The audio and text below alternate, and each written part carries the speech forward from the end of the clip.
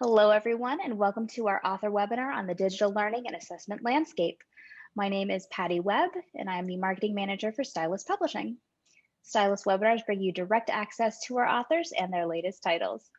Today, I am happy to introduce co-editors Peggy Maki and Peter Shea. Peggy Maki focuses her writing, speaking, and consulting in higher education on the real-time integration of assessment into the processes of teaching and learning. She has written books, articles, and chapters in books on assessment and has conducted over 615 workshops in the US and abroad. Peter Shea is a learning professional with extensive experience as a designer, instructor, editor, writer, and professional development manager. He is an advocate for highly immersive learning experiences and for learning analytics to inform learning design.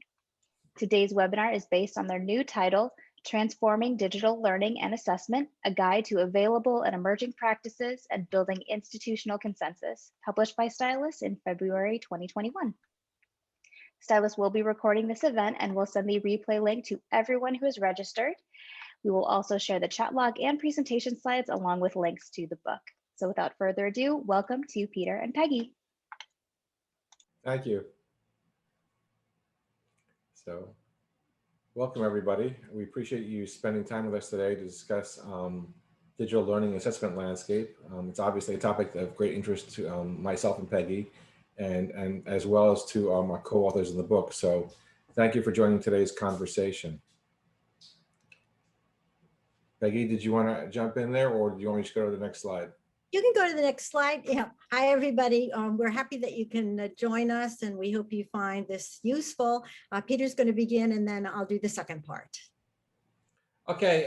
Again, one of the things we want to do, and it's a good practice for any learning experience, is to get a sense of the audience and what they know and what they're interested in. So we're going to start with the question here. Overall, which of the following responses reflects your familiarity with the learning capabilities and current and emerging learning technologies? And so poll will be quickly launched, and the options are little to no familiarity with learning capabilities in digital learning, have explored capabilities of one or more digital learning platforms, or have used capabilities in one or more platforms. So please go ahead and take a moment to vote.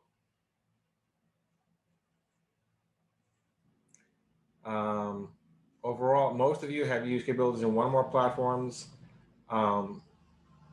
Some of you have used and have explored capabilities in one or more platforms, and some of you have, sorry for the background noise, little to no familiarity with learning capabilities in digital learning platforms. Okay, that gives a good sense of where we're at. I think this is an ideal audience for our conversation today because it really kind of covers the overall, sorry again, the overall sense of where we're going. So I'm going to move on to the next slide. So this gives you an overview of what we're hoping to have a conversation about today, both the current and the emerging capabilities of our learning options, as well as emerging technology assessment capabilities in LMS, which has greatly evolved over the past couple of years, and we really want to make people aware of what the options are in that area. So a little background here. I've been working in educational technology for 24 years. So I have lived and worked in a very, very interesting time. Indeed, a really pivotal moment. In high school, I started out as one of those AV guys with the slides. And in college and graduate school, I moved on to the more exciting stuff. I was the last generation to probably bring a typewriter to college. And I think there are probably a number of us who had that same experience. So we've really seen the spectrum of technology change. In terms of a sort of taxonomy of where things have gone, what we designed here is one that carries the overall picture. We start out with a narrative where someone is simply presenting information in a story-like format or a lecture. And then the technology allowed for a little bit more collaborative work back and forth. Not extensive, but more than simply a straightforward instructor-led narrative. And then the technology began to allow for people to be creative in terms of creating shared artifacts. And then there was more of a move towards a tutorial use of technology. There was an exploration of the assistive possibilities. And then we began to realize that in these computer systems that we were using, there was a tremendous amount of data being collected, which I think has led to the analytics approach, where we started looking at student behavior in LMS systems and trying to see if we could mine that for information that would guide both our teaching and our overall assessment strategies. And to take a moment to talk about one of the ways in which assessment technology has changed is the metaphor I like to use is before with quizzes and so forth and so on, we would get a snapshot in a moment in time. And now technology affords us more of a over time picture, like an echocardiogram or like a Fitbit. So we're getting much more interesting data than we ever had before. And one of our challenges is to figure out the best ways to make use of this technology and information we didn't have before. Then we start getting into the world of intelligent tutors, where the technology began to use the information collected on the individual user and use that to customize the way in which it responds to the user's learning needs. We go into the world of immersive learning, and I started out a couple of years ago in one of the first immersive environments, Second Life, that some of you might remember, a virtual world. Second Life got some attention. I think it was superseded in terms of learning in many ways by the tool Minecraft, which is seen as an entertainment tool by many, but I think it's more of a stealth learning tool.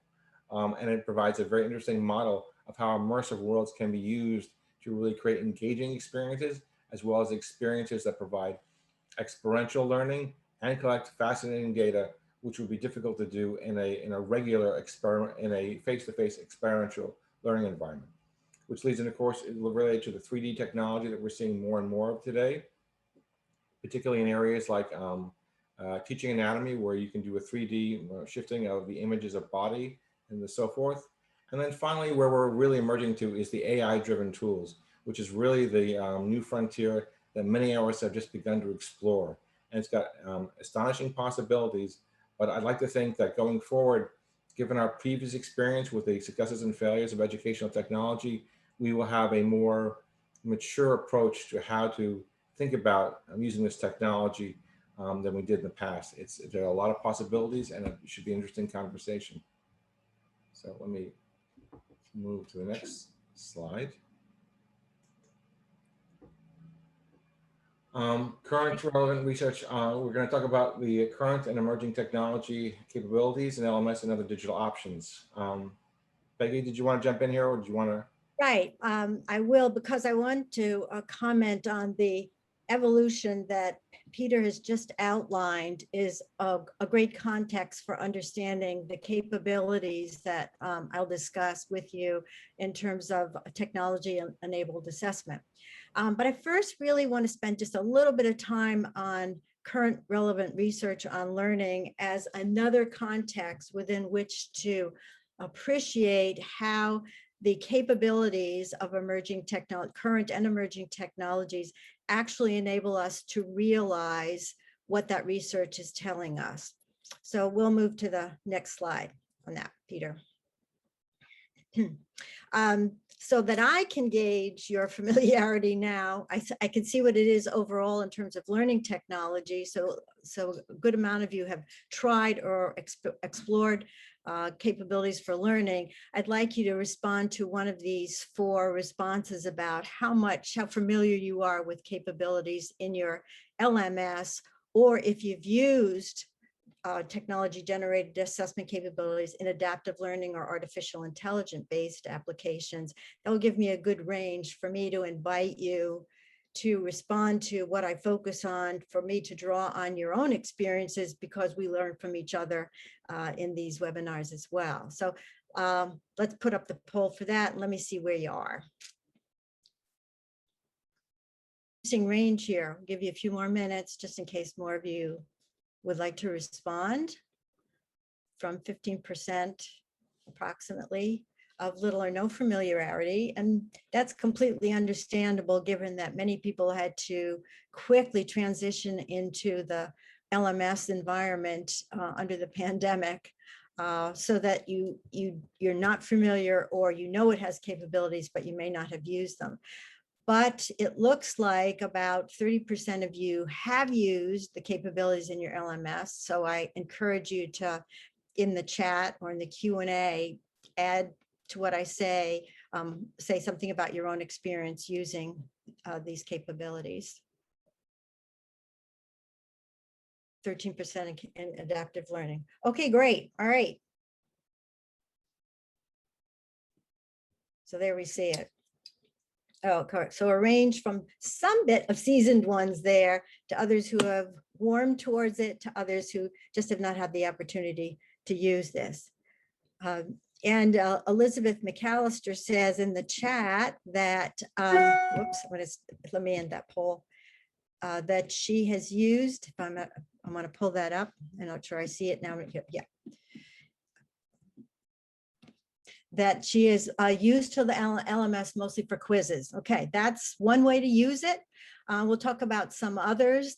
I'd be curious as we go along, Elizabeth, if you might say how your access to those results may have informed any of your practices. So I'll come back to you because it's good to know who's used these.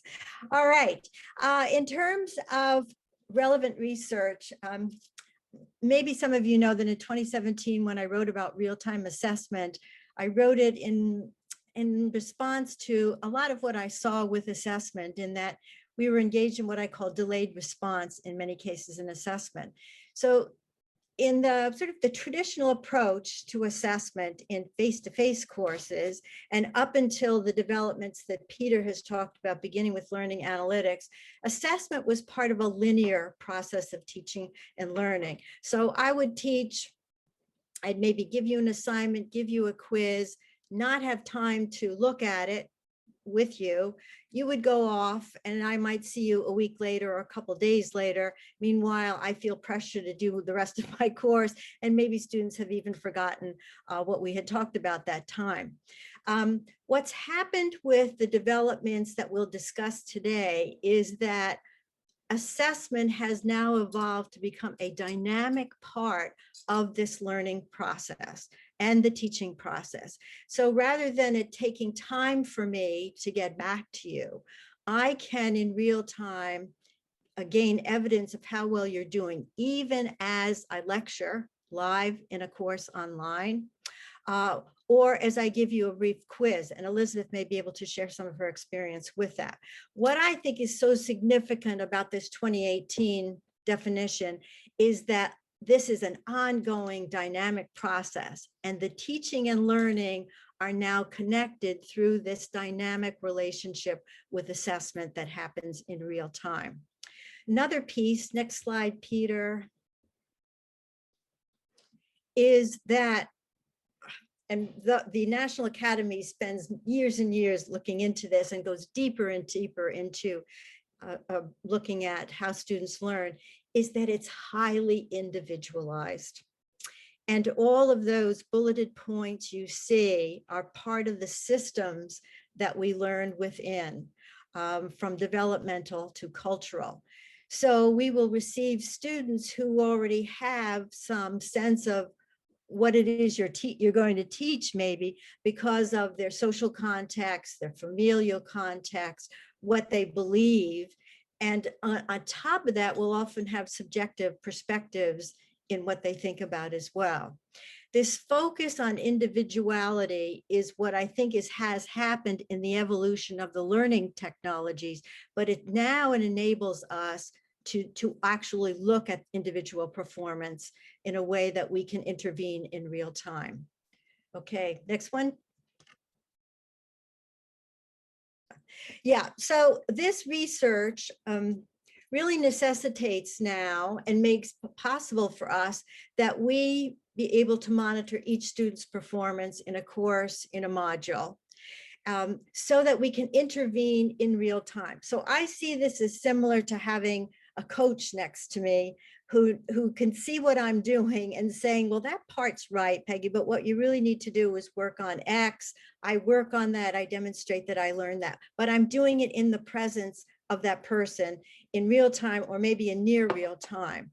But the research is very strong in suggesting that timely feedback is important in advancing students' learning. So the sooner we get to someone in that process of the teaching and learning, the better able we are to deal with individual differences, individual challenges, and I think contribute to or promote students' equitable progress across a course. So this feedback that we're going to be able to get can also create what I would say self-regulated learners. And I'll talk about that a little bit more, because students at the same time receive the evidence that we receive, creating an occasion for us to come together and look at that together and talk about strengths and patterns of underperformance, and encourage the students to identify what accounts for that underperformance, to sort of guide them to uncover that and to identify ways to address those patterns. Okay, Peter. Some of the things that the research is very clear about, and that may be important to think about in your assessment strategies that we'll talk about shortly, is how much students' prior learning shapes how they learn in a course. So they may think they know something, and that will block their ability to be open to learn a new framework, a new way of doing things. And you will see this sometimes when faculty will say, particularly faculty in psychology or sociology will say, I thought in my first course with this student that I was able to change that student's understanding of X. I now have that student 2 semesters later, and that person's right back to where he was when he was first in my course. So there's slippage, and that, but it's that prior learning that is just dug in. It's very difficult to deal with. Included in that, and the research is really firm on this too, is the anxiety, the emotional stress that people may have about learning a subject because of previous learning experiences as well. What's really interesting in the research that's reported in the 2018 compendium is the fact that there are certain kinds of cognitive effort that students need to apply to learn different aspects in a course, or from one course to another. And underneath cognitive processes are specific skills and sub-skills or tasks that are required for someone to achieve the outcome or set of outcomes that you've set for them. So it's quite possible we could say, gee, I think I'm perfectly clear in how I'm teaching, but miss, unless we can find out, the particular sub-skills or subsets that a student is missing. There's also emerging wonderful research on how routinized study or reading strategies can block students' abilities to perform well, that they've carried them with them from before. They treat every text the same as they read it. There's the famous F pattern that students use to read online, which is to read the title and maybe the first line, dip down to the middle, read a little bit there, and then get out. So they need to learn about adaptability in those study or learning strategies. And they need to develop their metacognitive skills. And I'll talk about that a little bit more in terms of developing self-regulated learners. In other words, they got to own this learning. And so when we have evidence together, my responsibility now comes to monitor and mentor that student so he or she can identify those patterns in real time and take action to improve them. Okay, Peter. We also need to integrate assessment into students' learning process rather than layering it on as something separate. And so in the design of courses now or modules, it's really important to think about what are the types of and functions of the assessment that I'm going to use across my course to be able to learn about not only the challenges that students face, but as I indicated in number 4, to learn about the efficacy of my own practices in promoting their progress. So again, I might think, oh, I'm great, and it's clear to me, but if I don't take the time to find out that students are able to understand or apply what I've learned, I have to question whether there are other strategies I should use, other approaches, other resources, other activities that would be more purposefully productive for students. And I talk a lot about these in the pages that I happen to mention there in the book. Okay, next, Peter.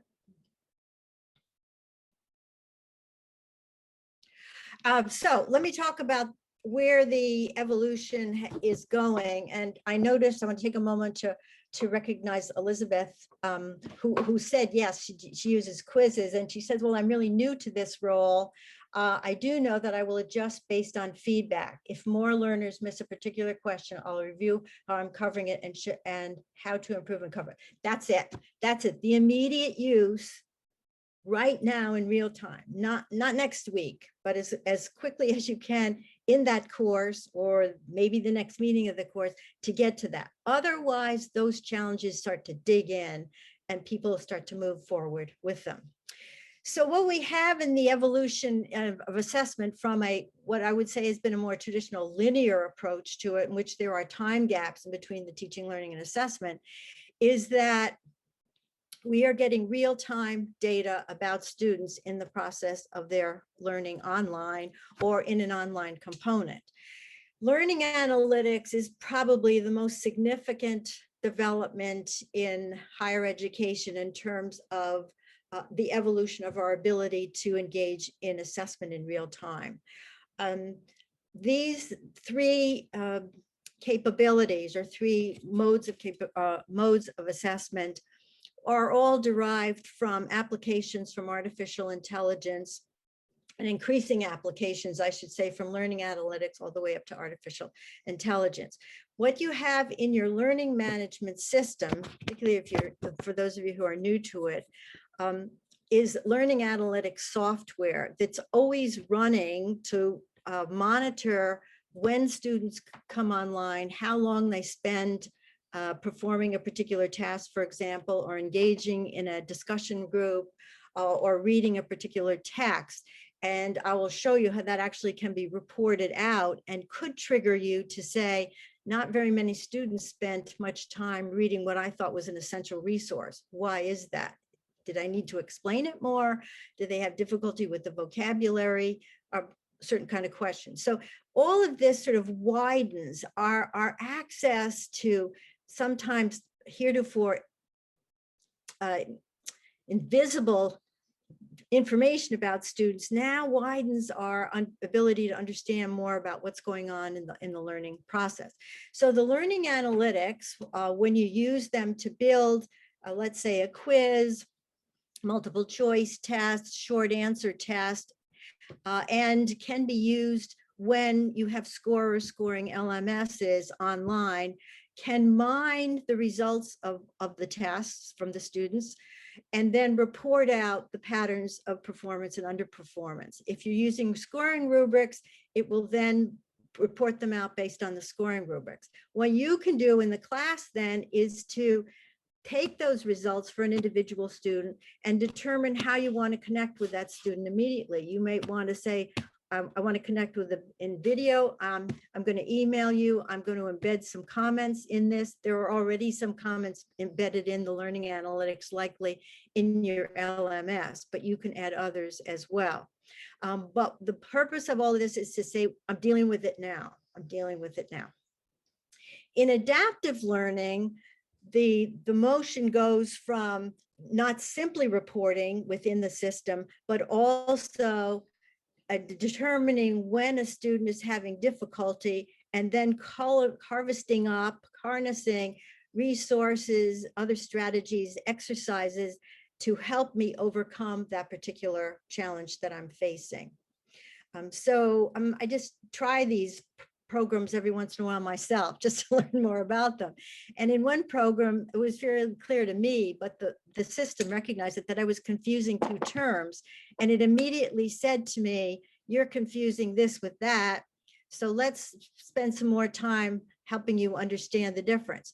What it does is it keeps teaching me, so to speak. So it's using the data that the learning analytics generates to teach me, checks me out to see that I've been able to make that distinction.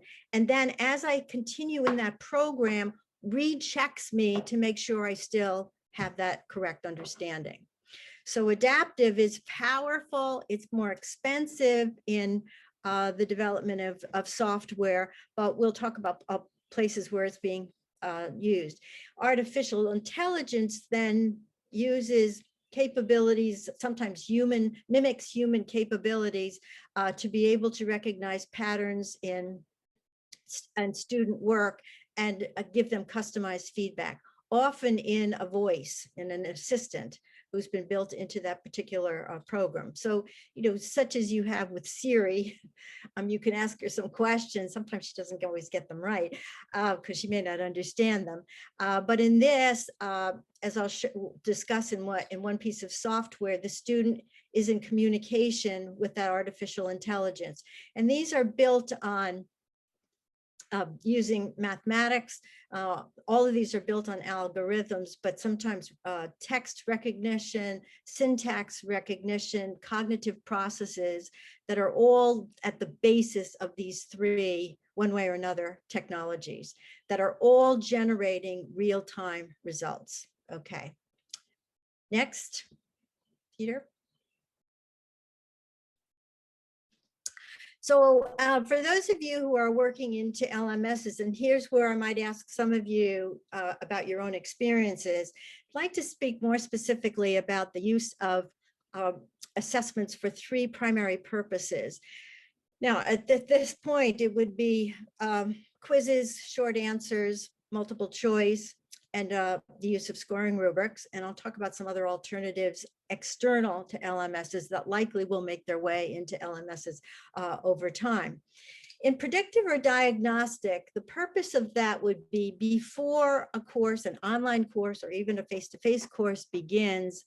If not, then in the first meeting of the course, you develop a poll, set of questions, maybe a task to gauge where your students are.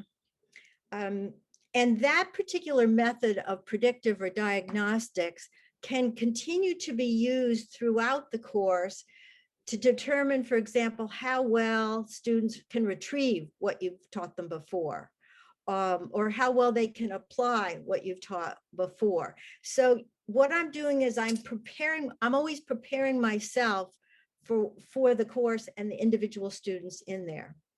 So in the predictive, I may find that there are a number of students who already have a preconceived notion or definition of something. So I know that's where they are.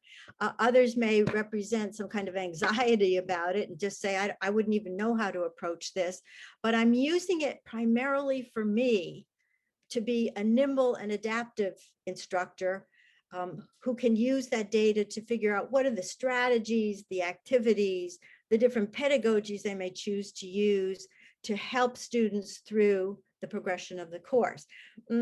About a week ago, someone said to me, hearing me say this, are you using this to label students? And I said, no, I'm doing it to prepare myself because I want them to make equitable progress. But the more I know about them and the individual challenges they face, the better able I can to adapt myself to that.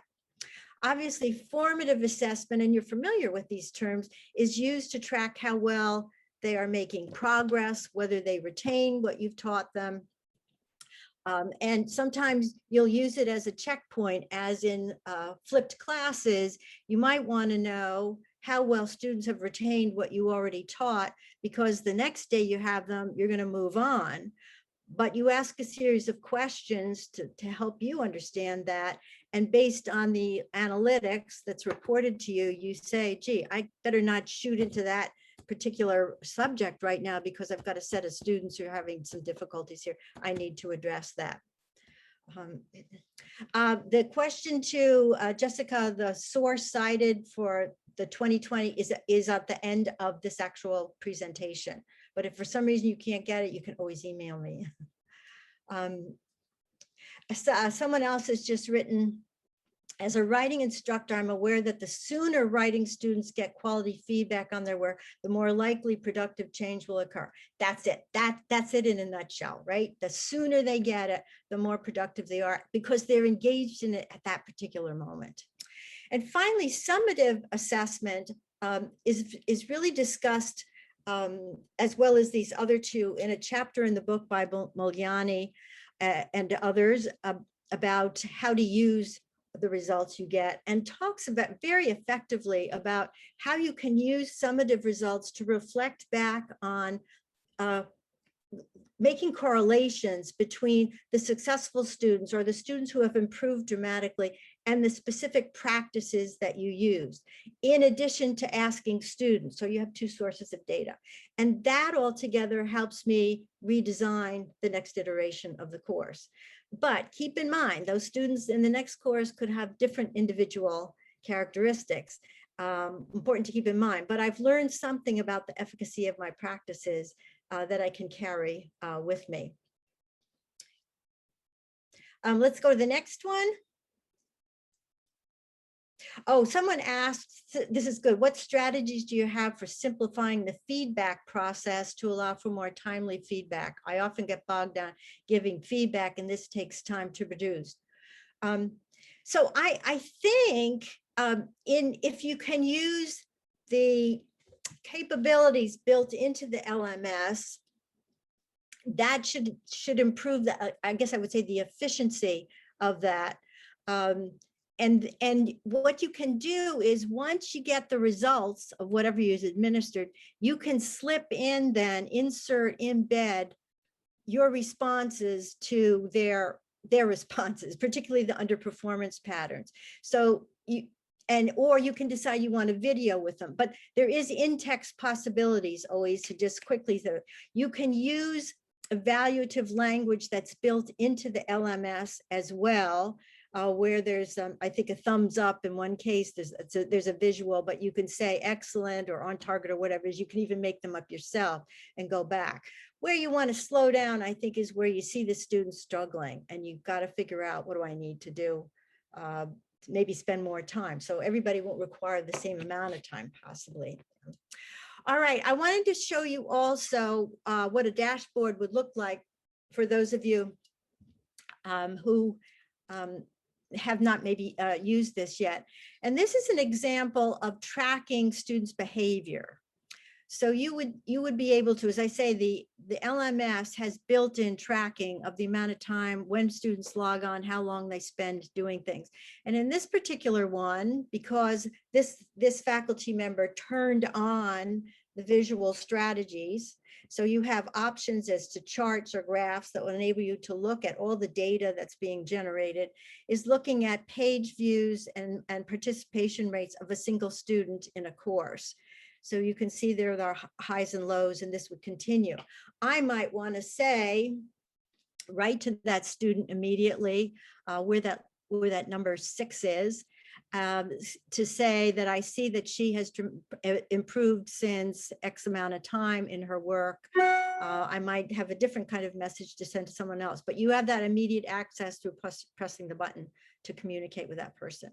So that's a look at a single one. If you had used a scoring rubric or a quiz, then you would see the report out in a graph or chart for the particular criteria you use there. Okay, next one.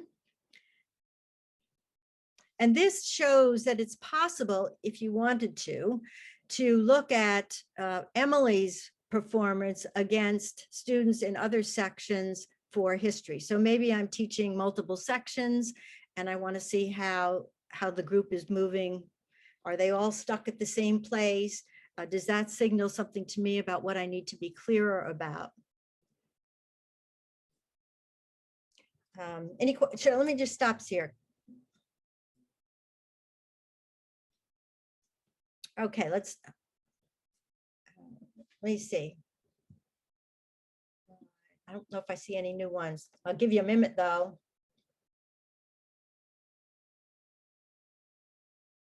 The question someone is asking is, who can see your messages recording on? Can you see them all?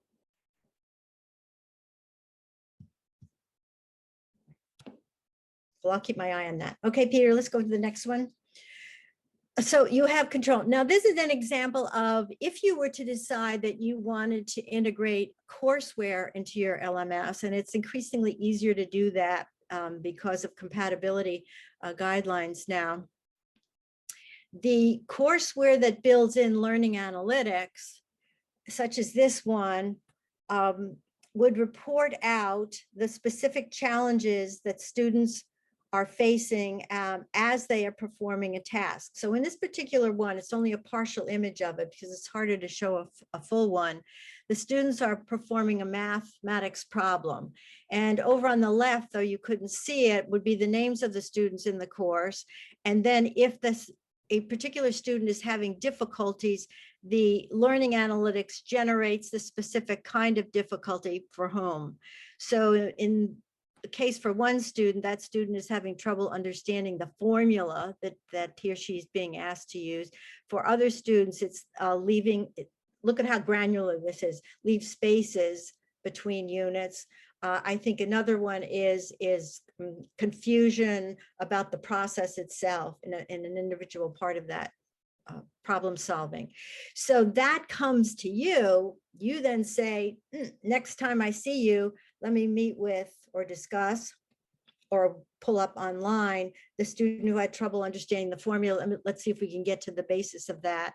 How do I deal with the other students as a result of that? Okay. So, let me see the question I think that was asked, and I want to make sure, change the drop down to panelists and attendees if you want to share with everyone. QA button is at the bottom of your screen. Okay, I see some more QAs here. Let me just stop for a minute. Yeah, I think there's another category of plugins and other tools that may be full on adaptive. Absolutely correct. We'll come to them in a moment. For example, I'm thinking of student peer review software that is part of formative assessment. Yes, there are, and even artificial intelligence ones developed that allow for peer-to-peer. And I'm going to give you a site to be able to look some of those up. How much additional time would you integrate into class planning to be able to give sufficient feedback based on the additional analytics? I think this is a good question in terms of how you value your time. And it's kind of hard to say based on the level and the kinds of issues that you have to face and how much you would do in class and how much you would actually say, I'm going to connect with you on video or an email as soon as I can after this course. Some things can be handled fairly quickly. Others may mean I have to actually be face-to-face online with someone to be able to help that person at the time. Okay, and this is all a learning process for us because it is a different use of our times, the more of the mentoring use of our time. All right, next one, Peter.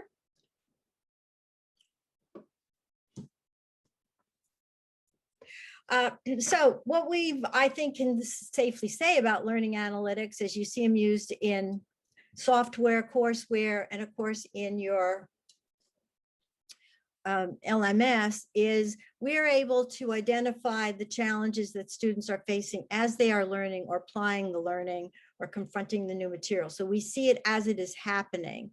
We're also able to verify whether they get the new knowledge. Can they use it the next course? Can they transfer it? Can they apply it? But what's also important here is the number 3, is we're now in a position to evaluate the efficacy of our own educational practices. That is the strategies for teaching, the resources we use, the types of interventions, what's the efficacy of all of those or the sets of them that we use, because we now have evidence. So we're becoming evidence-based, evidence-informed, I should say, teachers who have access to this data as much as we want or as little as we want. Let me just see if I've got another Q&A here. No, that's okay. Okay. Next, Peter.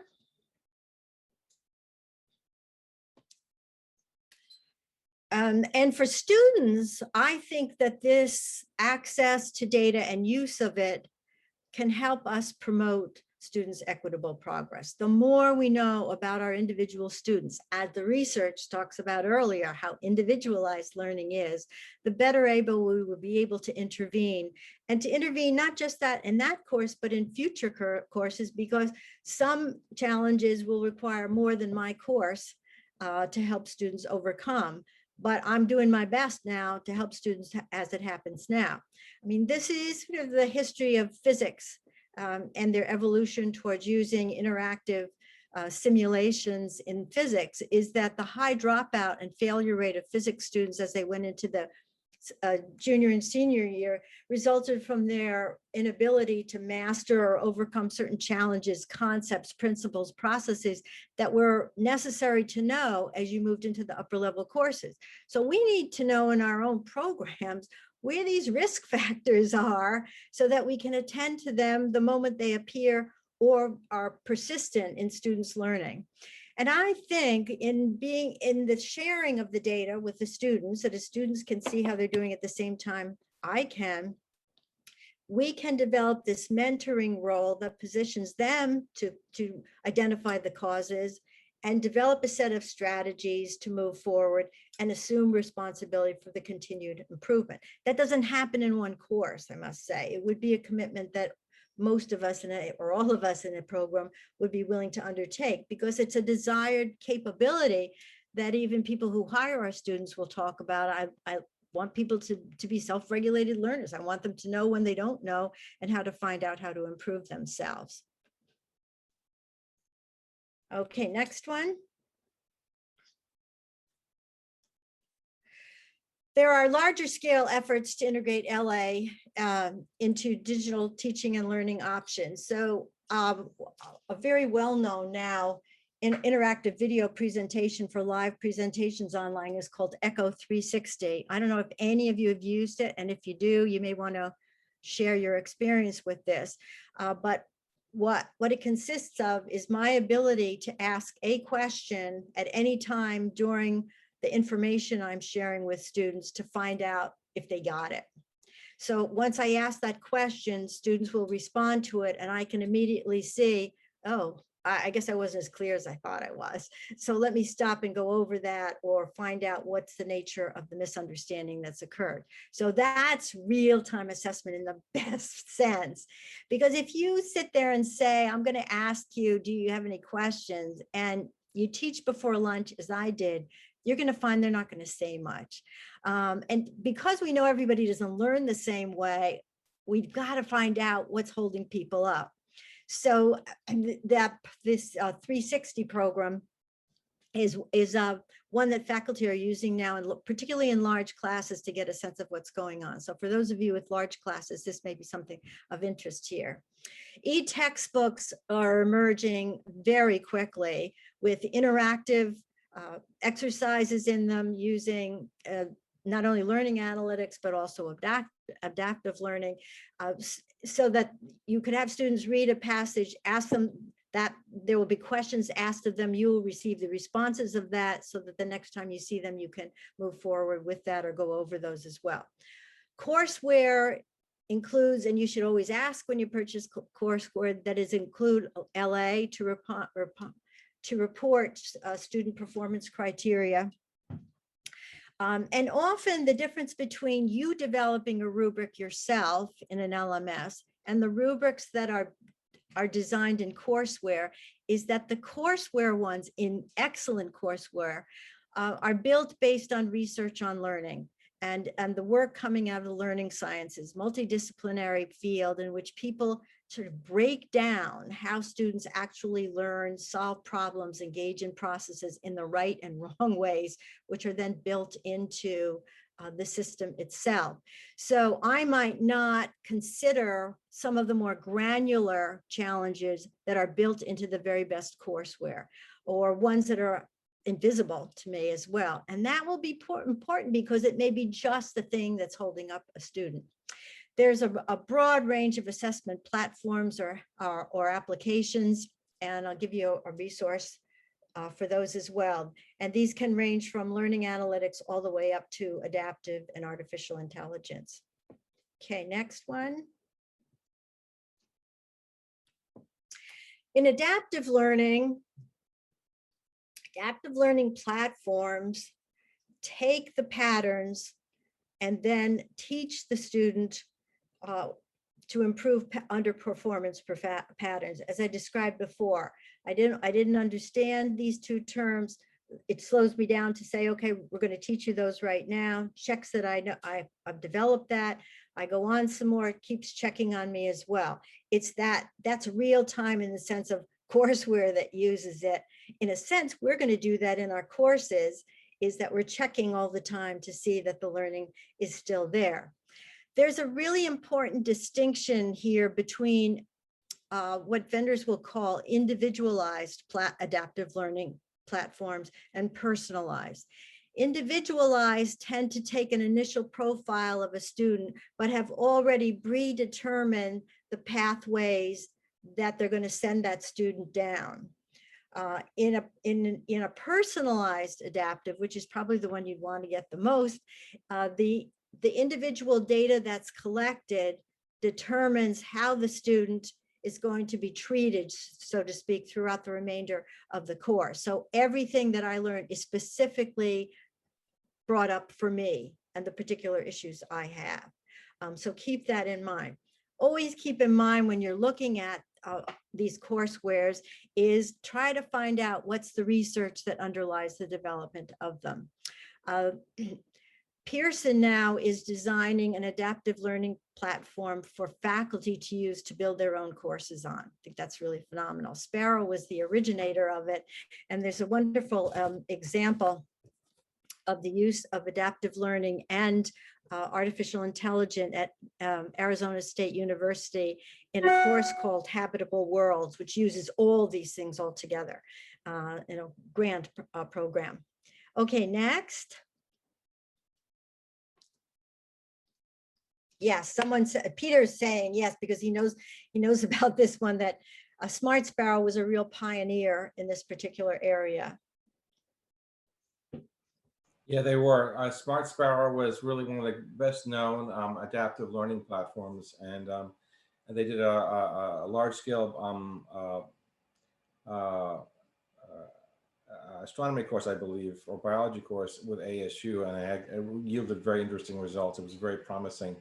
Yeah. I think is one of the reasons why Pearson took a look at them. I really do think they did a great job of illustrating where adaptive learning could go, particularly for scaling up. Absolutely, absolutely.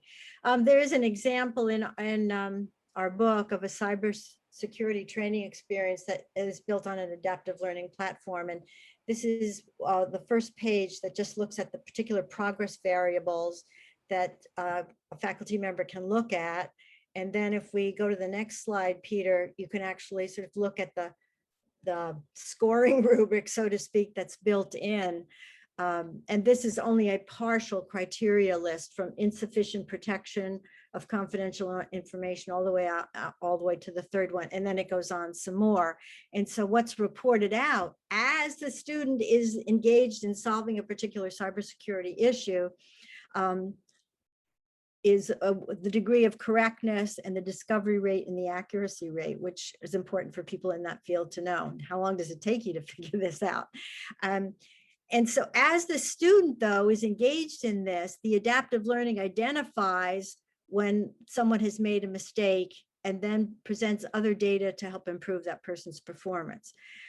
In many adaptive learning ones, you can enter a virtual learning environment as a faculty member, and you can have your dashboard open so that you can see the same thing that's that the students are seeing, or you can comment at the same time as well. All of this happening very fast-paced way.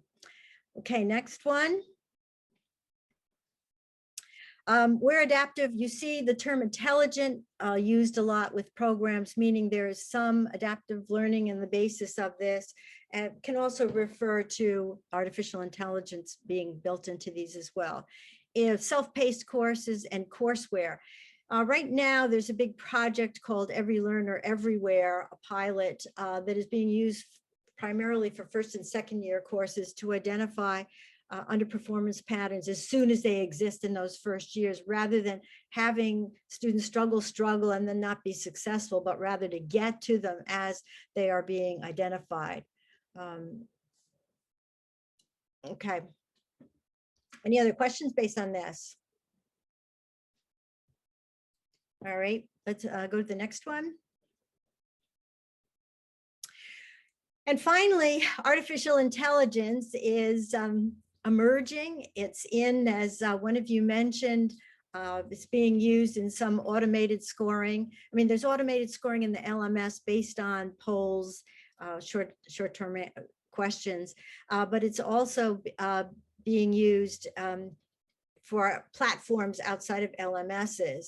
And in this particular program, which is designed to assess students' early writing, like drafts of writing, students, there's an agent who speaks to students as they are presenting their writing. It's a time saver for large courses, and it's a time saver overall for instructors, because you have a good sense early on of the struggles that students have that you can then continue to address in the classroom. Okay, next one, Peter. I wanted to share with you a couple of resources. There are many resources, but if you're looking towards software, courseware for your course, there is, and this is also in the book, a really wonderful rubric that was developed by Anstey and Watson, a Canadian colleagues, that is very detailed in asking you questions about the suitability of it for your pedagogy, for your students. That is, was the courseware developed based on demographics that are similar to your demographics? Can the institution support it? Do students have access to it? What assessment is built into it? So it's just a good overall way to think about selections you'll make. There's a list of auto scoring tools in this resource site that will show you the range of possibilities in external platforms, including those that use AI to actually score authentic work that students prepare. And in the site courseware and contacts, that's a voluminous amount of data that allows institutional leaders, faculty, instructional designers to learn more about a specific piece of courseware or software in terms of the research that underlies it, compatibility, and other issues. But this is at least some resources to help you get started, to understand a little bit more about what it is that you might want to get, rather than just saying, well, I read about this and it seems good, I'm going to use it. Find out a little bit more about the research that underlies that. Okay, finally, next one. This is my final slide in terms of the presentation, representing what I think the potential role of assessment is in real-time student assessment. I think it can become this wonderful dynamic connective tissue between the teaching and the learning process, because at the faculty are at one hand, faculty or other educators at the institution are receiving on-time evidence of student learning, and then can adapt and use based on using the evidence they get, and also become informed by research. And I'll list a wonderful resource for looking at some research that might be helpful to you. But at the same time, I think rather than my being the one who says to students, here's what you absolutely have to correct, here's how you have to do it, we can position ourselves to work with students to help them take ownership of or agency for their learning, becoming self-regulated learners as well. So I see it somewhat similar to what happens in medicine now, that as a patient, I receive my test results sometimes before my doctor even does, but I can see myself against what the trend is or should be. My doctor sees it. I then go spend time with my doctor, and the doctor says, so what are we going to do next, or confirms that what you're doing is okay. So it's that access to evidence that I think will inform us in our roles, and will inform or strengthen or make possible the development of self-regulated learners. I just want to take a quick look at some resources here for you at the end here, Peter. BUR is an excellent resource for looking at routinized behaviors that students practice, regardless of what field they're in or what course they're taking. This is a new one, the Finney one, which is a little harder to find examples in higher ed. So make sure that you do look under that particular category when you're entering that work. And a little bit more, Peter. Yeah, what I want to point to on this page, I referred to Mulyani's work, is MIT's Open Learning website is just a wonderful site to learn about real-time assessment practices. Not that you can't use ones you've been using already, but really names them, such as retrieval practice, such as interleaving, which is having students practice a problem, but not the same problem, different problems that use that thinking that you're trying to inspire in them, and actually has you see somebody go through those practices. So I think this is a wonderful source for you. I think I'm going to stop because we'd like to take any other questions, and let me know if I've missed anything. If you have any other questions you would like to raise for us.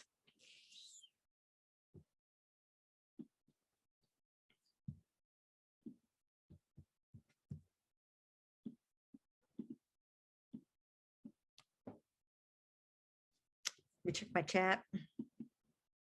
Nope.